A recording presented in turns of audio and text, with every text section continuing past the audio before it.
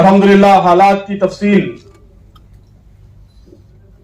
ہمارے پیشرو مقررین نے بہت ہی مؤثر طریقے سے بڑی تفصیل سے ہمارے سامنے رکھی ہے. میں حالات کا ذکر نہیں کروں گا. ان حالات میں ہمارا لاہ عمل، ہمارا رسپانس کیا ہونا چاہیے، یہ اس کانفرنس کا بنیادی موضوع ہے. انشاءاللہ 2 دن اس پر ہم غور کریں گے. اسی سے متعلق کچھ گزارشات غور و فکر کے لیے میں آپ حضرات کی خدمت میں رکھنا چاہتا ہوں. میرا خیال یہ ہے کہ اس وقت کرنے کے 2 اہم ترین کام ہیں. پہلے کام کا تعلق امت مسلمہ سے ہے، اور امت مسلمہ کے اندر کرنے کا جو کام ہے اس کی بہت ہی اچھی وضاحت بہت خوبصورت انداز میں ابھی حضرت مولانا یاسین عثمانی صاحب فرما چکے ہیں. میں سمجھتا ہوں کہ یہ سب سے اہم کام ہے کہ اس امت کے اندر حوصلہ پیدا کیا جائے، اعتماد پیدا کیا جائے، مایوسی ختم کی جائے، ڈر اور خوف ختم کیا جائے. قرآن مجید کا یہ اعلان کہ انما ذالکم الشیطان یخوف اولیاء، کہ یہ شیطان ہے جو اپنے اولیاء اور اپنے دوستوں سے تم کو ڈراتا ہے. فلا تخافوہم وخافونی ان کنتم مومنین، ان سے مت ڈرو، مجھ سے ڈرو اگر تم مومن ہو.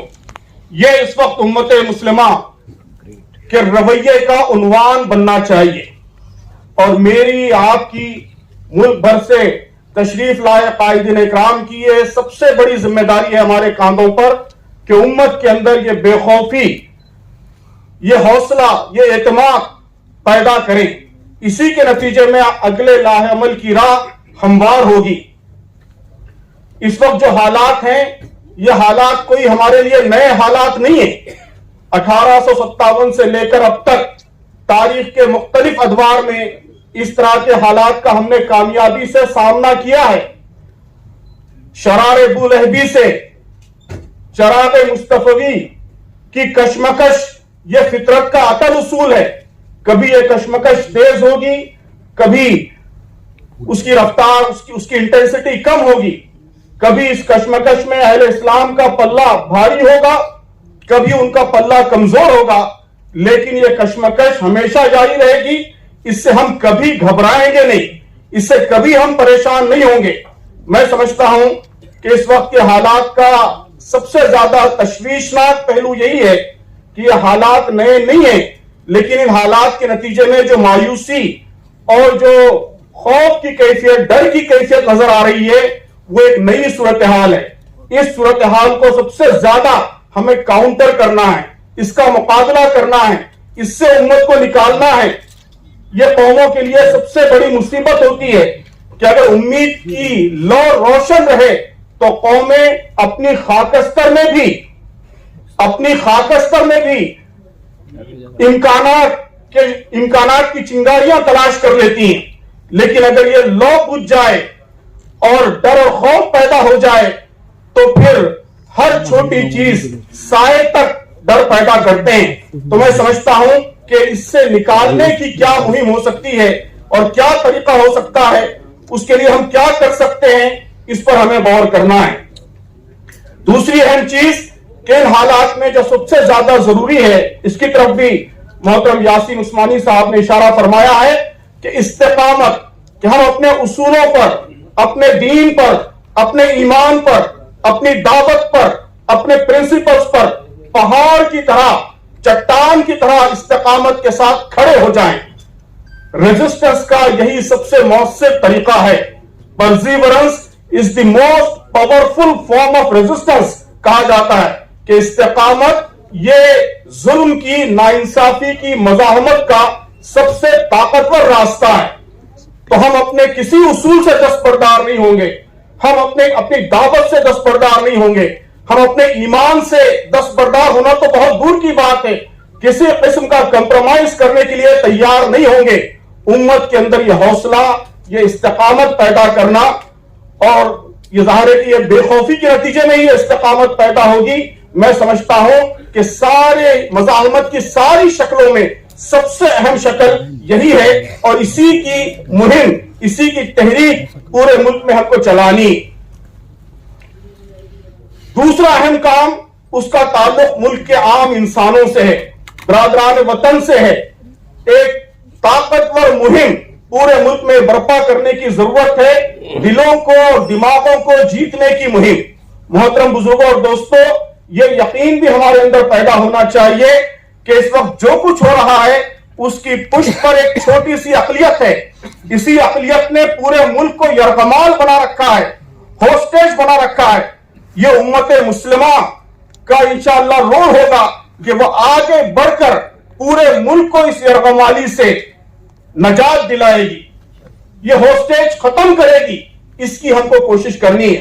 जाहिर है उसका तरीका यही होगा कि हम मुल्क के कोने कोने में फैल जाएं, बड़े पैमाने पर रवाबित कायम करें, इंसानों के दिलों पर दस्तक दें, उनके दिमागों पर दस्तक दें, उनको बताएं कि किस खतरनाक रास्ते पर यह मुल्क जा रहा है और उससे बचाना इस मुल्क के लिए, इस मुल्क की बका के लिए, सारे इंसानों की बका के लिए यह कितना जरूरी है। तो मैं समझता हूं कि ये दो अहम तरीन काम इस वक्त हमारे सामने हैं। ये काम हम सबको मिलकर करना है। आप सब हजरात को याद होगा कि ऑल इंडिया मुस्लिम मजलिस मुशावरत जिसकी दावत पर हम सब यहां जमा हैं, इसका कयाम ऐसे ही संगीन हालात में हुआ था और उस वक्त हमारे बुजुर्गों ने यही काम किया था कि बुजुर्गों का मुत्तहिदा काफिला मुल्क के गोशे गोशे में निकल गया।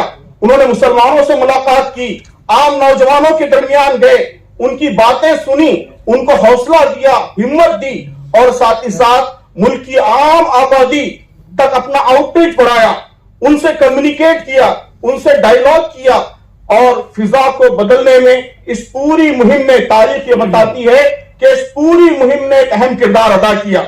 अगर आप सब हजरात इसके लिए तैयार हो तो हम मुशावरत की इस तारीख को दोबारा जिंदा कर सकते हैं। दोबारा यहां से वैसे ही काफिले जुनूब में, शुमाल में, मशरिक में और मगरिब में जाएं और एक एक मुसलमान से भी मिलें, एक एक बिरादर वतन से भी मिलें, मुसलमान के अंदर हौसला हिम्मत पैदा करें, हालात के मुकाबले का सही रास्ता उसको दिखाएं और बिरादरान वतन के दिलों पर, उनके दिलों पर दस्तक दें, दिमाग के दरवाजे खोलें और उनके ज़मीर को जगाएं।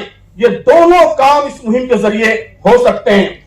आखिरी बात जो मैं इस हवाले से अर्ज करना चाहता हूं कि ये सारे काम करने के लिए सबसे ज्यादा जरूरी है कि हम सब के दरमियान गहरा तालमेल, सिर्फ नुमाइशी इत्तेहाद नहीं बल्कि गहरा तालमेल हो। रोजाना हम सर जोड़कर बैठें। ये वक्त नहीं है कि हमारे आपसी इख्तिलाफात, मसलक और फिरके के इख्तिलाफात तो अल्हम्दुलिल्लाह खत्म हो गए हैं, अब खत्म हो गए, इस उम्मत में बहुत कम रह गए हैं।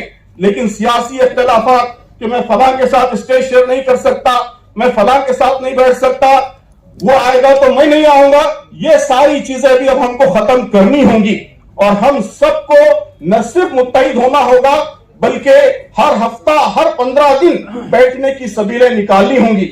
यहाँ मुल्कीर सतह के कायदीन हैं, उनको भी बार बार बैठना होगा। आप मुख्तलिफ रियासतों से तशरीफ लाए हैं, अपनी अपनी रियासतों में बार बार बैठना होगा। हर मसले के हवाले से देखना होगा कि उस मसले को हम कैसे मुत्तहिद होकर, यूनाइटेड होकर रिस्पॉन्ड कर सकते हैं।